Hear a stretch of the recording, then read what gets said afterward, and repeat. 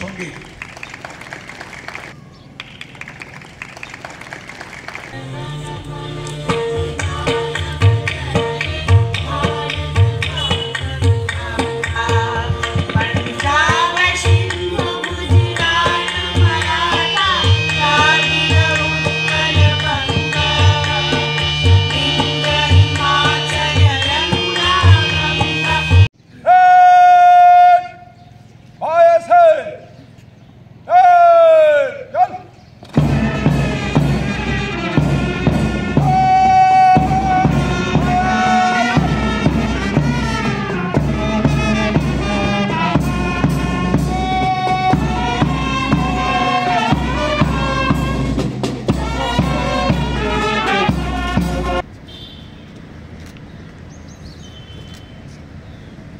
রাজ্যবাসীকে প্রথমেই 26শে জানুয়ারির এটা প্রজাতন্ত্র দিবস, অনেকে সাধারণতন্ত্র দিবস বলে, অনেকে গণতন্ত্র দিবস বলে। এই উপলক্ষে রাজ্যবাসীকে অনেক অনেক অভিনন্দন, শুভেচ্ছা। আমরা জানি আমাদের দেশ 1947 15 আগস্ট স্বাধীন হয়েছিল। আমাদের সংবিধান গৃহীত হয়েছিল 26 নভেম্বর 1949 এবং সংবিধান কার্যকর হয়েছিল 1950 26 জানুয়ারি। সেই দিন থেকে আমরা সংবিধান কার্যকর হয়েছে এবং আমাদের প্রজাতন্ত্র দিবস হিসেবে সেদিন থেকে আমরা পালন করে যাচ্ছে। এবং প্রথমেই 1951 আমাদের প্রথম প্রজাতন্ত্র দিবস পালিত হয়। আজকে 76তম প্রজাতন্ত্র দিবস।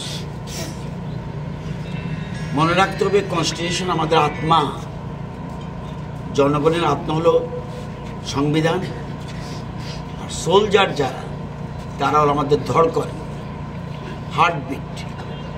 We are feeling proud for them. সুতরাং সবাই মিলে সংবিধানকে সম্মান জানাতে হবে। অনেকবার আমরা সংবিধানের প্রতি বিভিন্ন ক্ষেত্রে অবমাননা করা হয়েছে। সংবিধানের যে শর্তাবলী রয়েছে, সেই শর্তাবলীগুলিকে আমরা যথেচ্ছভাবে সম্মান করিনি।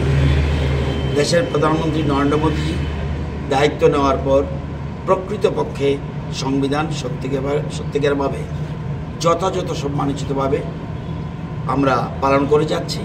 এবং সংবিধান প্রণেতা যিনি ডক্টর বি.আর. আম্বেদকর, ওনাকেও শ্রদ্ধা জানানো হয়েছে। আপনারা জানেন, অতীতে পুরনো পার্লামেন্ট ভবনে ওনার প্রতিকৃতি পর্যন্ত বসানো হয়নি। আজকে 1990-তে প্রথম আমরা বি.আর. আম্বেদকর ভারতরত্ন উপাধিতে ভূষিত করি। সুতরাং এই দিনটি অত্যন্ত গুরুত্বপূর্ণ।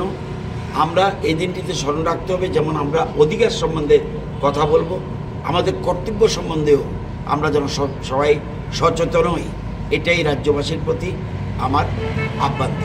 26শে জানুয়ারির দিনটি আমাদের দেশের প্রজাতন্ত্র দিবস বা সাধারণতন্ত্র দিবস কিংবা গণতন্ত্র দিবস হিসেবে পালিত হয়।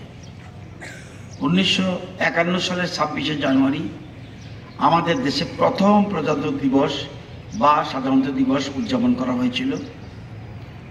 আজকে আমাদের 76তম প্রজাতন্ত্র দিবস পালিত হচ্ছে সমগ্র দেশে।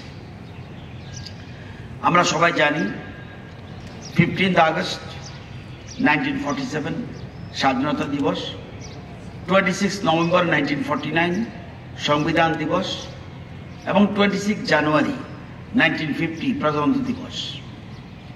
এবারের আমাদের 76তম প্রজাতন্ত্র দিবসের মূল থিম বা বিষয় রাখা হয়েছে স্বর্ণিম ভারত, বিরাসত और বিকাশ। ইংরেজিতে বলতে হয় golden India, heritage and development. অর্থাৎ আমাদের স্বপ্নের সোনালী ভারতবর্ষ শ্রেষ্ঠ ভারত হিসাবে গড়ে উঠবে। আমাদের ঐতিহ্য, উত্তরাধিকার এবং বিকাশের নিরবচ্ছিন্ন প্রক্রিয়ার মাধ্যমে আমাদের দেশের চিরাচরিত সাংস্কৃতিক ঐতিহ্য, আমাদের শিল্প সাহিত্য ও কৃষ্টির সমৃদ্ধ উত্তরাধিকারকে নিয়েই গড়ে উঠবে এক ভারত শ্রেষ্ঠ ভারত। তারই সাথে সাথে ধারাবাহিক বিকাশের পথে দেশকে এগিয়ে নিয়ে যাওয়াই হবে আমাদের বলিষ্ঠ অঙ্গীকার। আমাদের দেশে পবিত্র সংবিধানের এই অঙ্গীকার লঙ্ঘিত হয়েছে অনেকবার। জাতীয় সংহতি ও জাতীয় ঐক্যকে সুদৃঢ় করে তুলতে 1961 সালে দিল্লিতে যে জাতীয় সংহতি সম্মেলন হয়েছিল এবং তার সূত্র ধরে যে জাতীয় সংহতি সংসদ গঠিত হয়েছিল, তার আদর্শ নীতি নির্দেশিকা আমাদের ভুলে গেলে চলবে না। আমাদের জাতীয় ঐক্যবোধ, এটাই আমাদের জাতীয় চরিত্র। আমাদের রাজ্য বিভিন্ন ধর্ম, বিভিন্ন বর্ণ, বিভিন্ন জাতির লোকের বসবাস, ভাষাগত বিভিন্নতা রয়েছে আমাদের রাজ্যে। তবু বিশেষ করে বিগত 7 বছর সময়কাল ধরে আমাদের রাজ্যে মানবিক সম্প্রীতি ও উদার সংস্কৃতির এক আদর্শ পরিবেশ গড়ে উঠেছে। ভারতীয় সংবিধানের প্রস্তাবনা বিশ্লেষণ করলে তার মধ্যে কতগুলি সাংবিধানিক মূল্যবোধ অর্থাৎ কনস্টিটিউশনাল ভ্যালুজ লক্ষ্য করা যায়।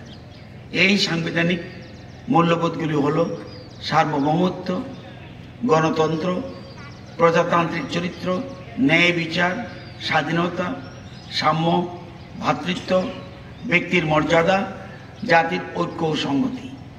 আমাদের দেশের স্বাধীনতা সার্বভৌমিকতাকে রক্ষা করা এবং দেশের সকল নাগরিকের জীবনমানের উন্নয়ন ঘটাতে বর্তমান কেন্দ্রীয় সরকার সকল রকমের উদ্যোগ ও কর্মসূচি গ্রহণ করেছে।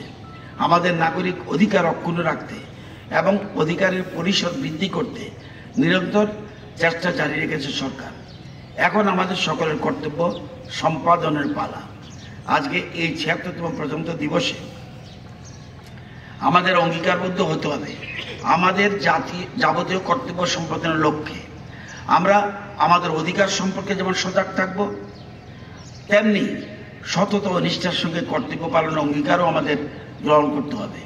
আর সেই বিষয়টিকে নিশ্চয়তা দিতে পারলেই আমাদের দেশ এক ভারত শ্রেষ্ঠ ভারত হয়ে উঠতে সক্ষম হবে এবং আমাদের এক ত্রিপুরা শ্রেষ্ঠ ত্রিপুরা গঠনের কর্মসূচিও সার্বিকভাবে সাফল্য লাভ করবে। আর সেই লক্ষ্যের সামগ্রিক এবং পরিপূর্ণ অর্জনে আমাদেরও ৭৬তম প্রজাতন্ত্র দিবসের মূল ভাবনায় জারিত হয়ে রাষ্ট্রের মূল ধারার সাথে মিলে স্বর্ণিম ভারত বিরাসত ও বিকাশ বা golden India heritage and development এর এক বলিষ্ঠ অংশীদার হয়ে উঠতে হবে। জয় হিন্দ, জয় ত্রিপুরা।